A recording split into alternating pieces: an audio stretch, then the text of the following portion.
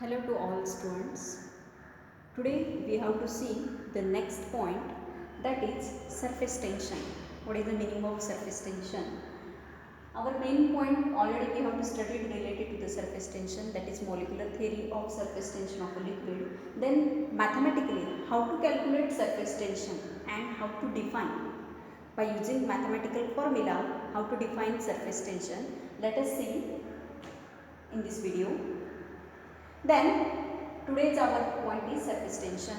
Then what is the meaning of surface tension? Surface tension म्हणजे काय हे आजच्या आपण व्हिडिओमध्ये शिकणार आहोत. तर सरफेस टेन्शन बद्दल सुरुवातीला मी बेसिक ठराविक मुद्दे मांडलेले आहेत बोर्डवर. तर त्यामध्ये first of all we have to see here this is a one container. Inside this container we have to consider we have to take liquid और वॉटर. आपण काय घेतलेलं आहे, वॉटर घेतलेलं आहे आणि वॉटरचा अप्पर सरफेस मी दाखवलेला आहे बघा, कम्प्लीट वरचा एकदम फ्रंट व्ह्यू जो दिसतोय तो आपण दाखवलेला आहे वरच्या व्ह्यूनी. तर त्याच्यामध्ये आपण काय घेतलेलं आहे, एक वॉटर घेतलेलं आहे आणि वॉटरचा सरफेस घेतलेला आहे. सरफेसवर जो ॲक्ट होणार आपण इथं सांगणार आहोत that is a surface tension. Surface tension म्हणजे it is just like a one type of force. त्या फोर्सलाच आपण काय म्हणलेलं, tension or a surface tension. कुठला सरफेस, तर ही सरफेस टेन्शन ही एक प्रॉपर्टी आहे. कशाची प्रॉपर्टी आहे, लिक्विडची. Surface tension it is a property of liquid. लिक्विडची प्रॉपर्टी आहे. तर याच्यामध्ये बघा डायग्रामॅटिकली मी दाखवलेलं आहे की एका कंटेनरमध्ये आपण काय घेतलेलं आहे, वॉटर घेतलेलं आहे आणि त्याच्या वरचा व्ह्यू दाखवलेला आहे. जर आता वॉटर म्हटलं तर here there are water molecules are present inside this container. If you have to take some amount of water, then every water molecules are present inside this container. बरेचसे असे वॉटर मॉलिक्यूल्स जे असणार, large amount of water molecules are present and that water molecules, if you have to consider that water molecule completely deep inside this container, if suppose we have to consider this one, then over this water molecule there are one type of force we have to act, because water molecules its shape is a spherical in shape, because molecular force of attraction between every molecules which is surrounding across this one molecules, एका मॉलिक्यूलच्या भोवतीने सभोवतीने जेवढे काही molecules आहेत त्या मॉलिक्यूल्समध्ये force of attraction present आहे. Same force of attraction आहे. That same force of attraction same मॉलिक्युल्सला तिथे फोर्सचं नाव आहे, that is a cohesive force. Cohesive force असणार आहे. तो कसा असेल, इथं सगळीकडे सारखा असेल, इक्वल.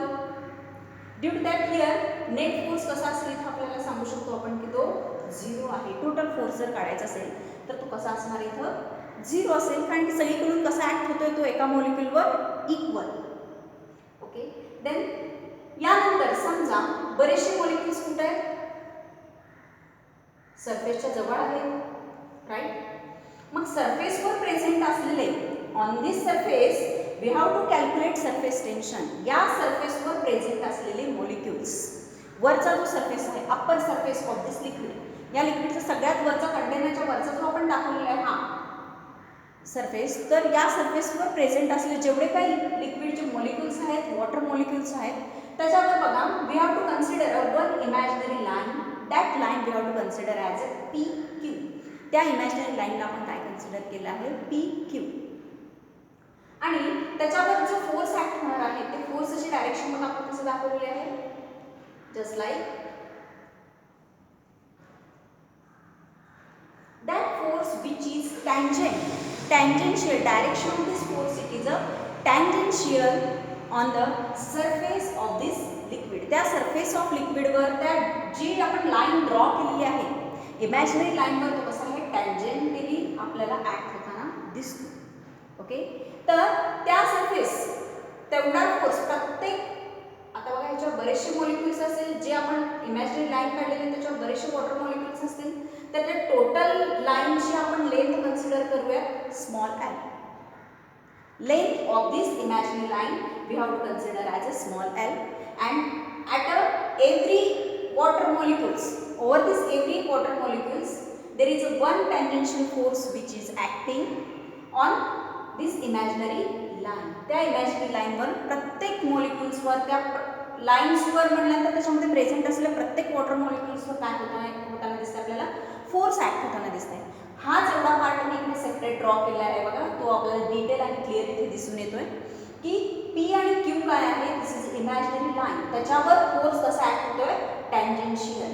आणि डायरेक्शन कशी असणार आहे, टँजेन्शियल. तुम्ही म्हणाल आपण असं का बरं घेतलेलं आहे, Y, because surface tension which is acting only on a tangentially force acting on a surface of a liquid. जिथं सरफेस टेन्शन ॲक्ट व्हायचं आहे तिथं सरफेस टेन्शन म्हणजे जिथं फोर्स ॲक्ट होणार आहे तो टँजेन्शियलीच ॲक्ट होतो. That force does not act in a upward direction, in a downward direction. Because surface tension we have to observe on a upper surface, जो क्लिअर सरफेस आहे, जिथं सरफेस लिक्विडचं मेम्ब्रेन जो आहे, जिथं स्ट्रेच्ड मेम्ब्रेन आहे किंवा जिथं स्ट्रेच्ड सरफेस आहे त्या सरफेसवरच काय ॲक्ट होतो, सरफेस टेन्शन, किंवा तिथेच फोर्स आपल्याला ॲक्ट होताना दिसतो. That force it is a tangential force. मग आपल्याला mathematically how to calculate its formula. Surface tension we have to denoted by the capital T symbol, किंवा तुम्ही एस घेऊ शकता. मी तर एस घेतलेला आहे, पण आपण घेऊयात सरफेस टेन्शनचा symbol capital T. Then how to calculate F, total force किती आहे तर F upon L. Okay, then surface टेन्शनचा फॉर्म्युला बघा कसा तयार झालेला आहे, T surface tension T is equal to F upon L. मग याच्यावरून आपल्याला डेफिनेशन कसं सांगता येईल, the tangential force acting on a surface of a liquid per unit length of a imaginary line drawn on both side of this liquid, both side of surface of a liquid. ज्या सरफेसवर आपण imaginary line draw केली आहे त्याच्या लेंथवर force कसा act होतोय, that force is a tangential force acting. Okay, that point we have to call it as a surface tension. Then what is the SI unit of surface tension? Then what is its dimension? Let us see here. SI unit, that unit we have to call it as a standard unit. त्या युनिटला आपण standard unit म्हणतो.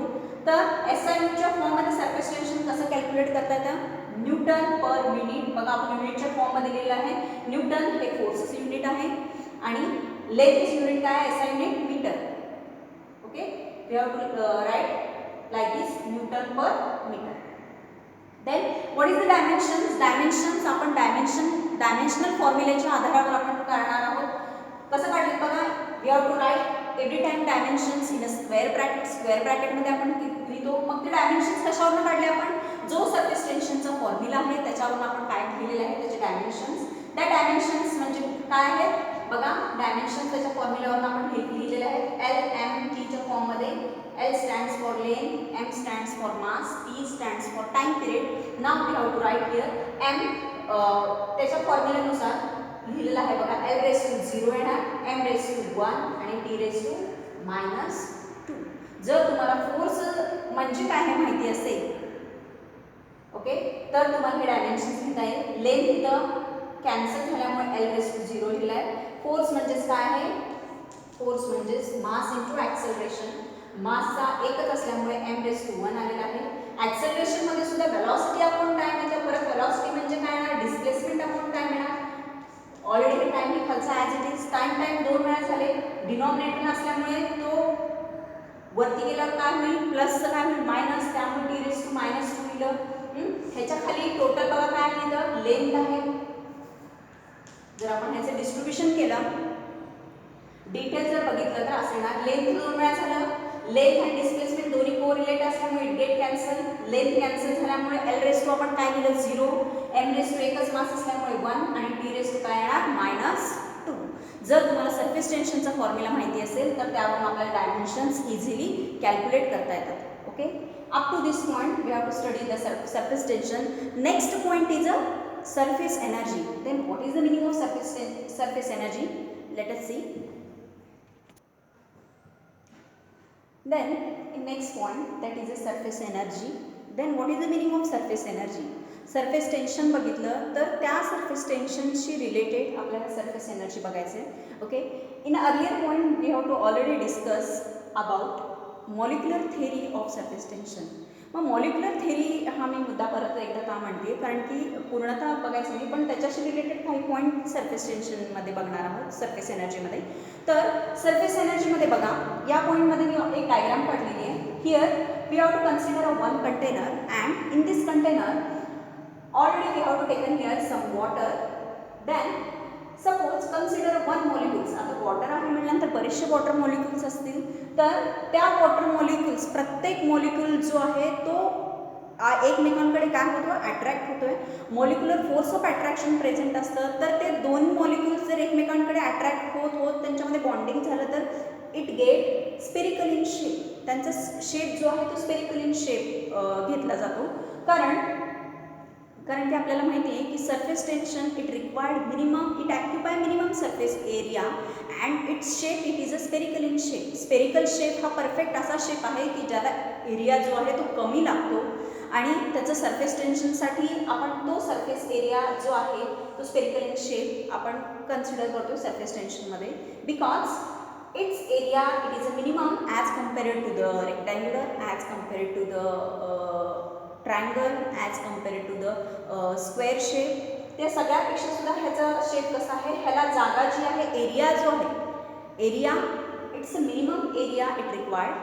Then this is other part. म्हणून इथे molecule सुद्धा बघा आपण spherical in शेपमध्ये दाखवलेले आहेत. तर ह्याच्यामध्ये जर बघितलं तर every molecules it get attracted to the other. इथं बघा आतमध्ये ऑलरेडी ह्याच्यामध्ये कन्सेप्ट सांगितलेला होता आपण की मॉलिक्युलर थेरीमध्ये की पहिला जर मॉलिक्युल ए असेल तर that molecule we have to deeply inside the liquid completely. At that moment what happen here, one molecules it get attracted, our this molecule it get attracted towards other. सराउंडिंगमध्ये जेवढे मॉलिक्युल्स present आहेत त्यांच्यामध्ये जो force आहे that force it is a equal force of attraction is present. That is a cohesive force. Maximum it is a large amount of cohesive force is present here. Okay, तिथं कुठला असणार आहे, cohesive force present असणार आहे. As compared to आपण कशाशी सांगितलं होतं, ॲज कम्पेअर्ड टू मॉलिक्युल बी आणि मॉलिक्युलर सी. हे आपण मॉलिक्युलर थेरीमध्ये सांगितलं होतं.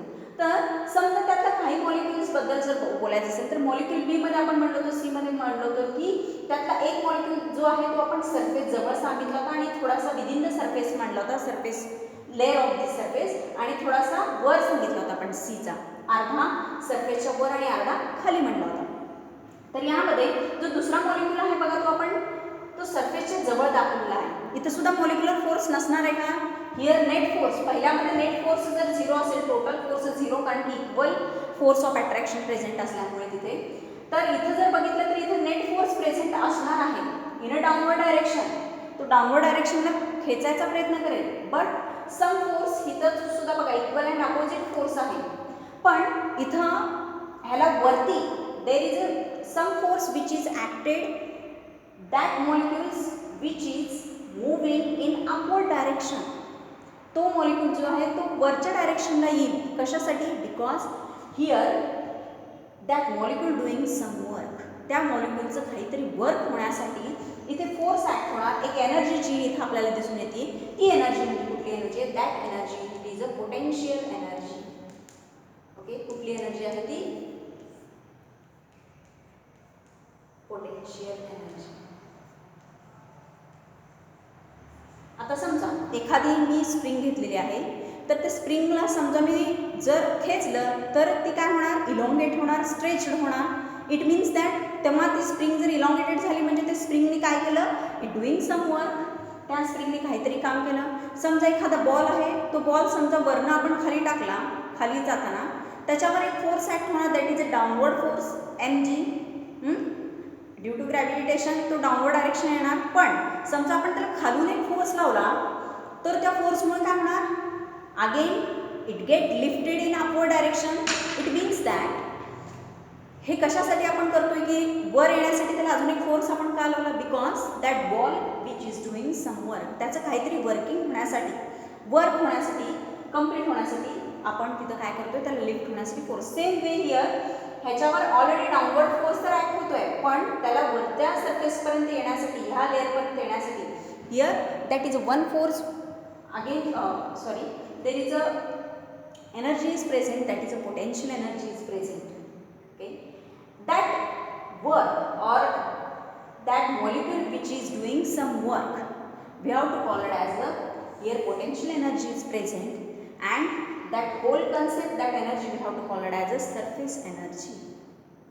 Okay, it does not completely deep inside this liquid. हा completely deep inside झाला नाही आहे, त्याचा थोडासा पार्ट कुठे आहे, लिक्विडच्या अंडर आला आहे, लिक्विडमध्ये आहे, तर तिथे सुद्धा फोर्स ॲक्ट होताना दिसतोय आपल्याला.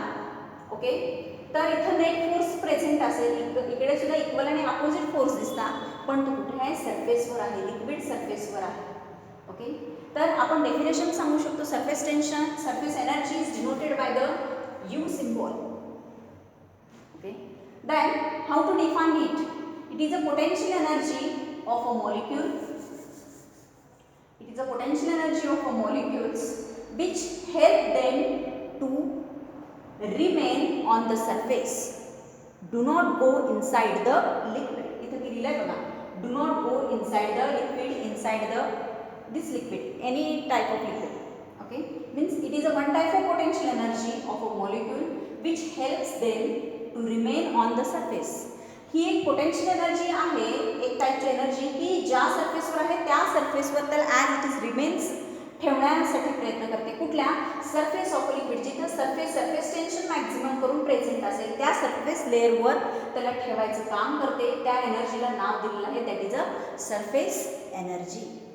Okay, then after this one, surface tension and surface energy, next point is a relation between surface tension and surface energy. Okay, we will see in our next video.